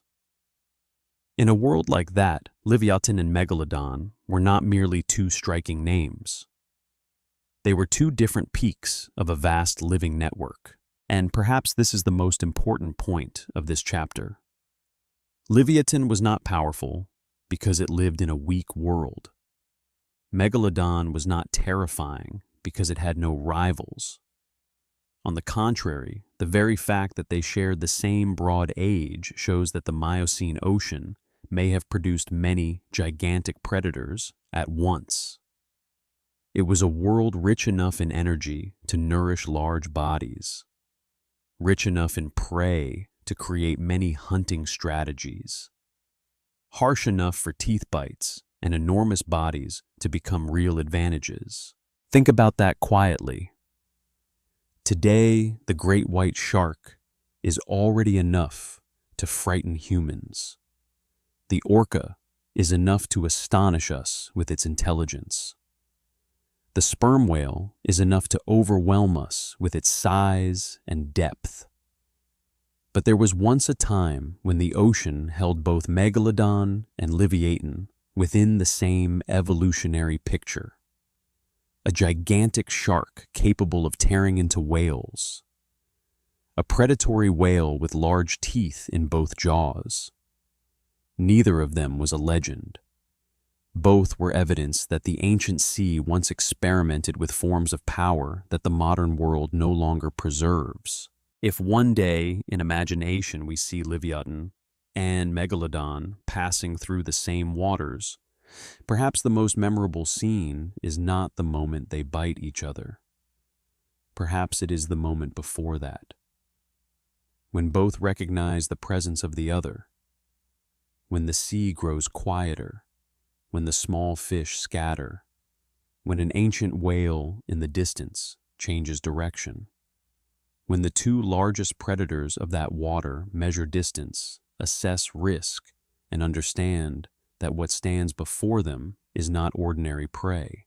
In that moment, the Miocene ocean appears in its true nature. Not a monster movie, but a real living world where strength must always be balanced against danger. Livyatan may be a whale hunter. Megalodon may be the colossal shark killer of ancient seas.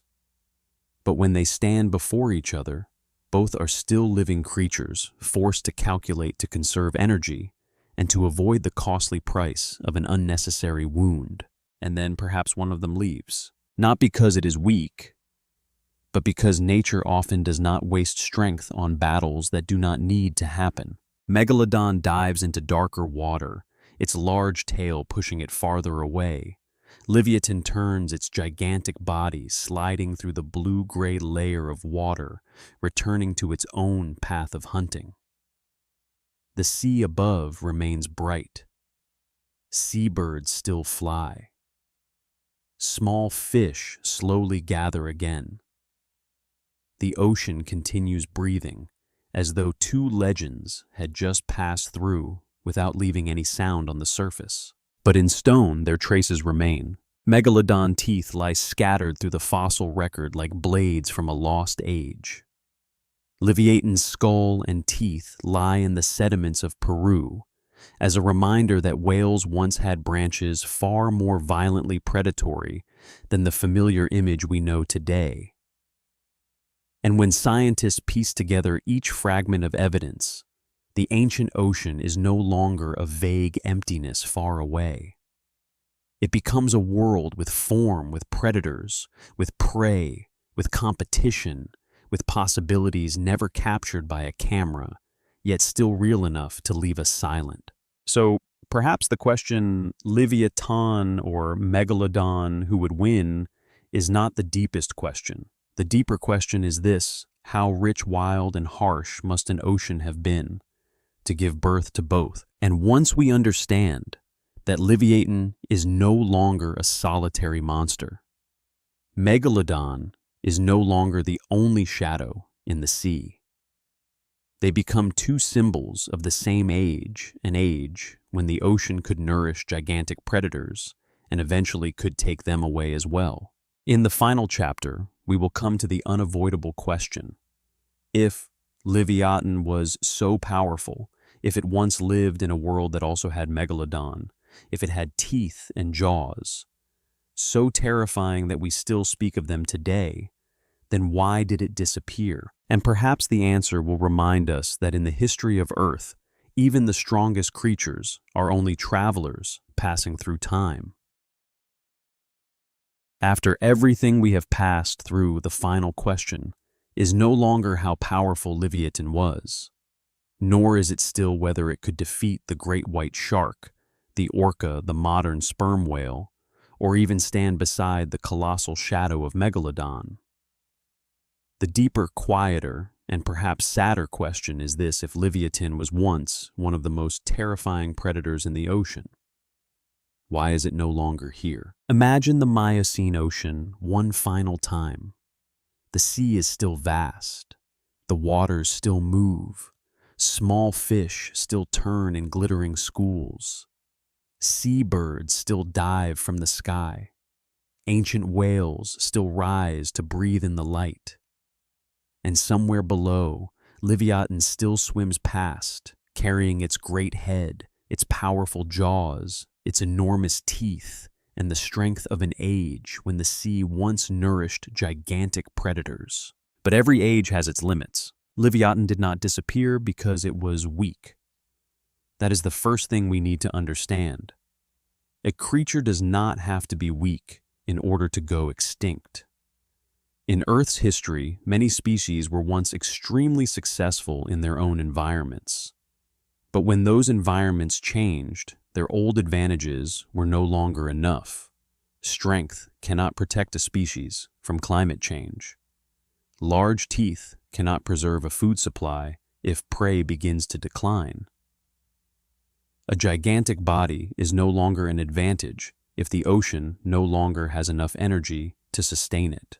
What we know about Livyatan comes from fossils, especially the famous specimen from Peru, dating to around 12 to 13 million years ago, described as a large predatory sperm whale from the Miocene. This fossil includes a skull teeth and jaws, enough to show that it was not an ordinary whale, but a large predator with an extraordinarily impressive set of teeth. But the fossil record does not tell everything. It does not give us the final footage of Livyatan. It does not tell us where the last one died. It does not give us an exact day of extinction. It only leaves us gaps, and within those gaps, science must walk very carefully. So, when we speak about the disappearance of Livyatan, we should not tell it as a story with one single culprit. Not Megalodon destroyed it. Not Orcas replaced it in some simple way. Not one single storm sweeping away an entire species. The truth was likely far more complex. Livyatan may have disappeared because of a slow chain of changes: climate, ocean currents, food sources, whale population structures, competition, and ecological shifts stretching across millions of years. A gigantic predator always stands on a very large foundation. Beneath Livyatan was its prey. Beneath its prey were fish plankton nutrient-rich currents, temperature seasons light, and the entire operating system of the sea. If the base of that system changed, the top would also tremble. Livyatan may have been a king, but its throne was built from the abundance of the ocean. When that abundance shifted direction, the king could no longer stand as firmly as before. The end of the Miocene was a period when Earth began to enter major changes. Climate studies show that the late Miocene was associated with a global cooling trend, ecosystem reorganization, and shifts in marine environments. Those changes did not happen like a lightning strike. They unfolded slowly across hundreds of thousands of years, across millions of years, slow enough that no animal could see the whole process, yet powerful enough to change the fate of even the largest species. Imagine the sea changing very gradually. The water in some regions grows colder. Ocean currents adjust their paths. Nutrients no longer gather in the old places. Energy-rich feeding grounds shift. Fish follow plankton. Whales follow fish and food-rich waters. The prey Livyatan once hunted may not have disappeared immediately, but they may have become fewer, moved farther away, changed in size, changed in behavior, changed their breeding grounds. For a gigantic predator, even if prey becomes only a little scarcer, a little farther away, a little harder to catch, the energy cost begins to change. This is the tragedy of a large body. A small creature can live on less food, hide in more places, and change direction more easily. A giant cannot.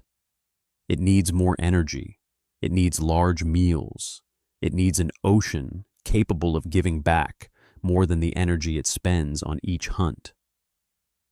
If every hunt becomes longer, if suitable prey becomes rarer, if juveniles have a harder time surviving, then the entire population begins to weaken, even if each adult individual remains very strong. We can imagine an old Livyatan swimming through a sea once familiar to its ancestors.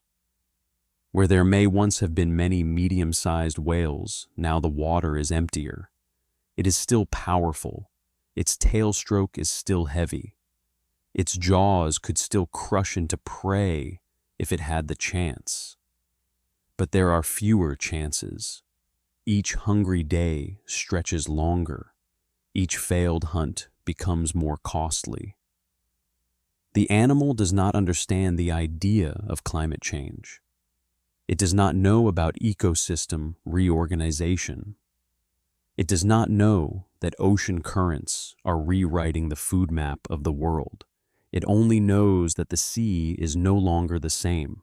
Another important hypothesis lies in Livyatan's prey itself.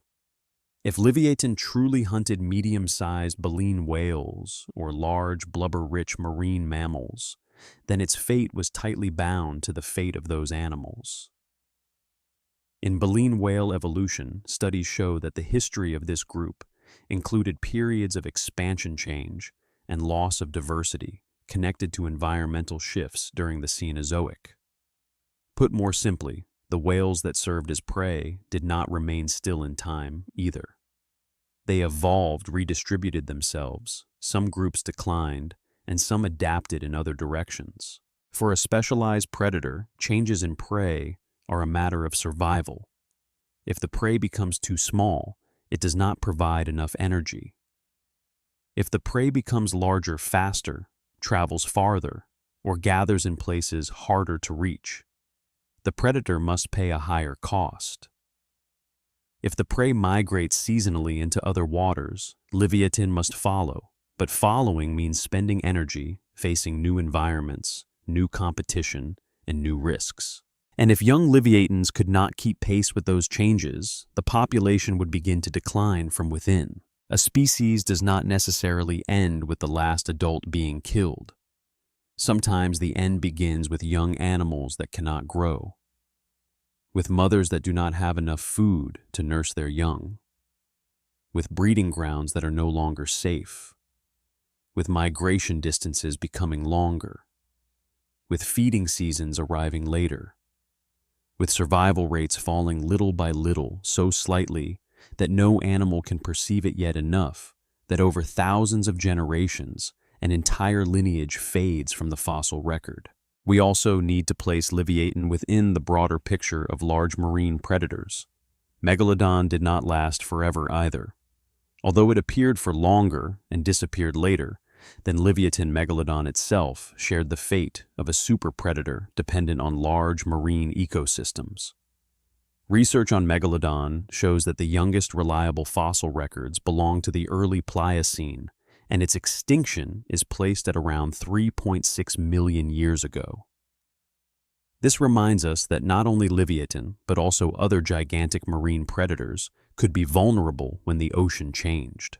Later at the end of the Pliocene, the marine world also witnessed a major extinction event among large-bodied marine animals. A study on Pliocene marine megafauna extinction found that about 36% of large marine animal genera did not cross into the Pleistocene in the context of strong climate fluctuations and changes in sea level. Although this event occurred after the time when Livyatan was most famous, it still gives us an important lesson. Large marine creatures are not immune to environmental change. They may be symbols of strength, but they are also creatures deeply dependent on the stability of a vast ecosystem. So why did Livyatan disappear? The most honest answer is we do not know with complete certainty, but we can cautiously say that the disappearance of Livyatan most likely did not come from a single cause. It may have been connected to late Miocene climate change shifts in ocean currents, changes in marine biological productivity, the movement or decline of suitable prey, and competition within an ecosystem undergoing reorganization. A record of a Livyatan relative in South America also emphasizes that the extinction of this group remains uncertain and requires more fossils, as well as quantitative analysis to test the hypotheses. This makes the story of Livyatan more beautiful, not less, because it reminds us that science does not always answer with one short sentence.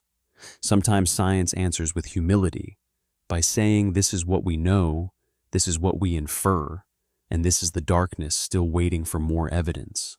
Let us return to Livyatan in the final days of its lineage, even though this scene can only be imagined based on what science suggests. The ocean is still wide, but changed. Familiar prey has become scarcer. Food-rich waters are no longer as stable as before. A mature Livyatan could still make sharks keep their distance. It could still bite powerfully. It could still carry on its body the memory of millions of years of hunting. But around it, the world is slowly withdrawing.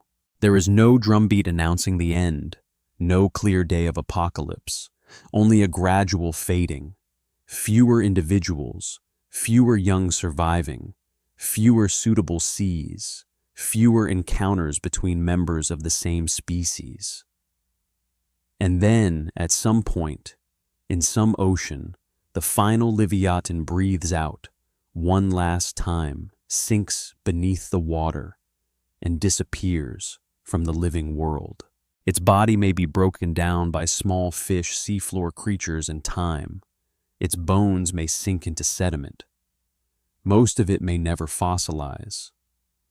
Perhaps some fragment is preserved, perhaps not. And then across millions of years, the ocean continues to change. Other whales evolve. The modern sperm whale follows the path of the deep sea. Orcas much later become intelligent predators that hunt in groups. Giant blue whales filter food in seas rich with krill.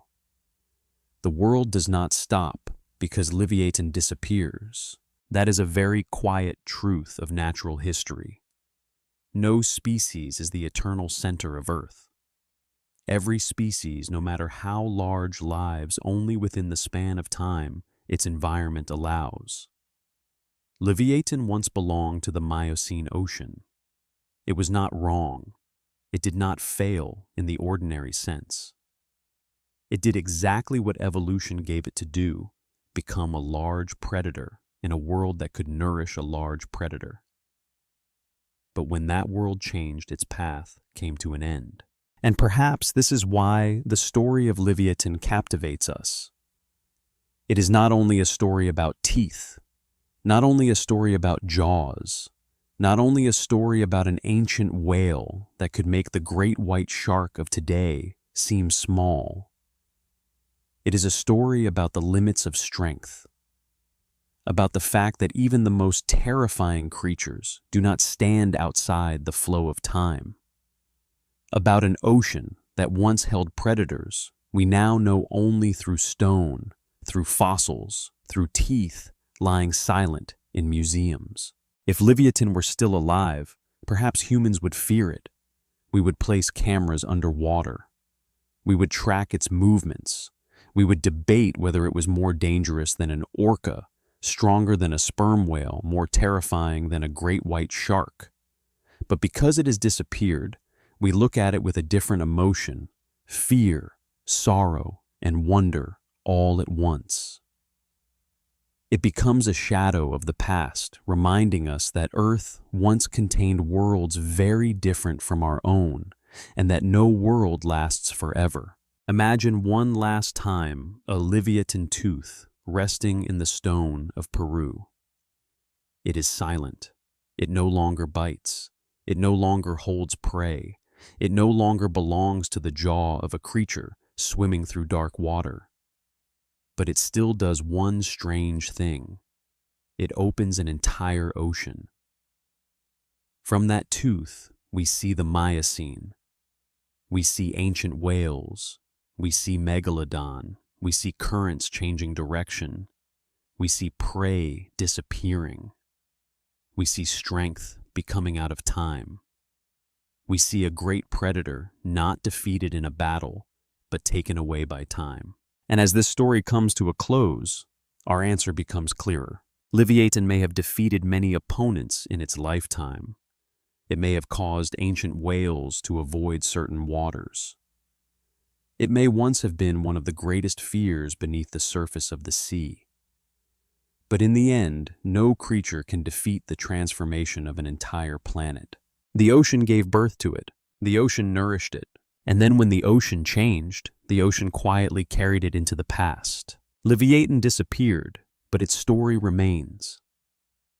In stone, in science, in human imagination, and in every moment when we look down into the dark surface of the sea and wonder what gigantic shadows once swam below across millions of years of history before the world belonged to us. And here our journey tonight beneath the ancient sea slowly comes to a close. From a gigantic tooth lying silent in the dry stone of Peru, we have traveled back to an ocean unimaginably distant, to a time when Earth had not yet taken the familiar shape we know today. We have seen Livyatan not merely as a sea monster of the imagination, but as a creature that truly once existed, once breathed, once swam, once hunted, and once belonged to a harsh living world beneath the waves of the Miocene. We placed it beside the greatest predators still alive today. The great white shark with its sudden bite. The orca with its intelligence and frightening hunting formation. The modern sperm whale with its weight, its depth, and its patience in the darkness. But then, the original question gradually changed. Perhaps what matters is not only whom Livyatan could defeat in a confrontation, but whether a creature like that could still belong to the ocean of today. Because the sea does not preserve every strongest creature. It preserves only the creatures suited to their own age. Livyatan disappeared. Megalodon disappeared as well. But the ocean remains vast, deep, and always hiding stories that can make humans fall silent when they look down into the dark water. If you are still awake, tell me where you are listening from and what time it is where you are lying now. If you enjoy slow journeys through natural history, mythology, and ancient creatures, please subscribe to the channel, follow the fan page, and leave a suggestion for the next story you would like to hear before sleep. And now let the sea grow quiet. Let the distant waves close behind you, and sleep peacefully as if the entire ancient ocean is watching over your dreams tonight.